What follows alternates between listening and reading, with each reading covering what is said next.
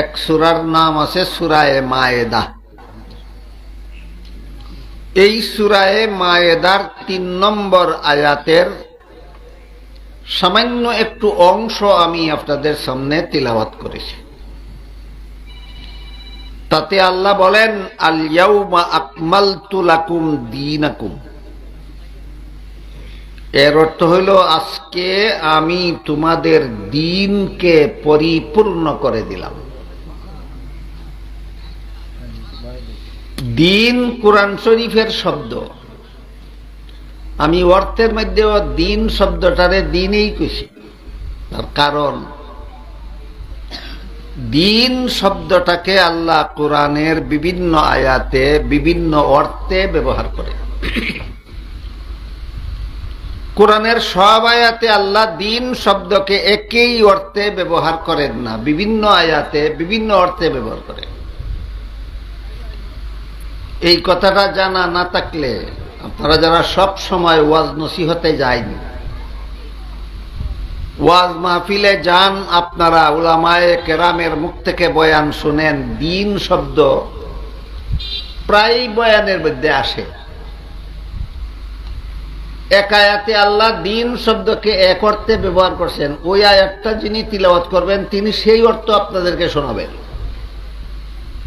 আর এক আয়াতে আল্লাহ দ্বীন শব্দকে আরেক অর্থে ব্যবহার করছেন, সেইটা যিনি তিলাওয়াত করবেন সেই অর্থ বলবেন। আপনার মনে সন্দেহ জাগবে, অমুক হুজুরে কইয়া গেল দ্বীনের এই অর্থ, তমুক হুজুরে দ্বীনের আরেক অর্থ কয়, প্রশ্ন জাগবো না? এই প্রশ্নর নিরসন হইল, আগের থেকেই আপনাদের জানা থাকতে হবে যে আল্লাহ নিজেই কোরআনে দ্বীন শব্দকে এক অর্থে ব্যবহার করেন না, এক এক আয়াতে এক এক অর্থে ব্যবহার করেন। বুঝে থাকলে এবার বলেন, দ্বীন শব্দটাকে আল্লাহ কোরআনের সব আয়াতে একই অর্থে ব্যবহার করেন না ভিন্ন ভিন্ন আয়াতে ভিন্ন ভিন্ন অর্থে? এই কথাটা মনে থাকলে এক হুজুরে এক আয়াত ফিরা দ্বীনের এক অর্থ ফিরে গেছে, আর এক হুজুরে আর এক আয়াত ফিরা দ্বীনের আরেক অর্থ করলে আপনার মনে প্রশ্ন জাগবে না, এই হুজুরে দিয়ে এই অর্থ কইল, এই হুজুরে আরেক অর্থ কইল কার লাগি?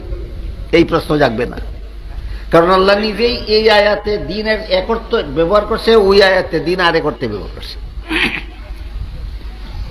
এর কয়েকটা উদাহরণ শুনেন। কোরআনের যে আয়াতে আল্লাহ সর্বপ্রথম দ্বীন শব্দটা ব্যবহার করেছেন সেটা হলো সূরাতুল ফাতিহার ৩ নম্বর আয়াত। এখানে আল্লাহ বলেছেন মালিকি ইয়াউমিদ্দিন। এই যে দ্বীন শব্দ, এখানে দ্বীন শব্দটাকে আল্লাহ কর্মফল অর্থে ব্যবহার করেছেন। আয়াতের শব্দার্থ হল কর্মফল দান দিবসের মালিক আল্লাহ। যেহেতু সারা দুনিয়ার সমস্ত মানুষের জীবনের কর্মফল কিয়ামতের দিন দেওয়া হবে, এই জন্য কিয়ামতের দিনটাকে আল্লাহ এখানে কর্মফল দেওয়ার দিন নামে আখ্যায়িত করেছে। কাজে আয়াতের শব্দার্থ হল কর্মফল দান দিবসের মালিক আল্লাহ, মর্মার্থ হল কিয়ামতের দিনের মালিক আল্লাহ। এখানে আল্লাহ দ্বীন শব্দটাকে কর্মফল অর্থে ব্যবহার করেছেন। তারপরে দেখুন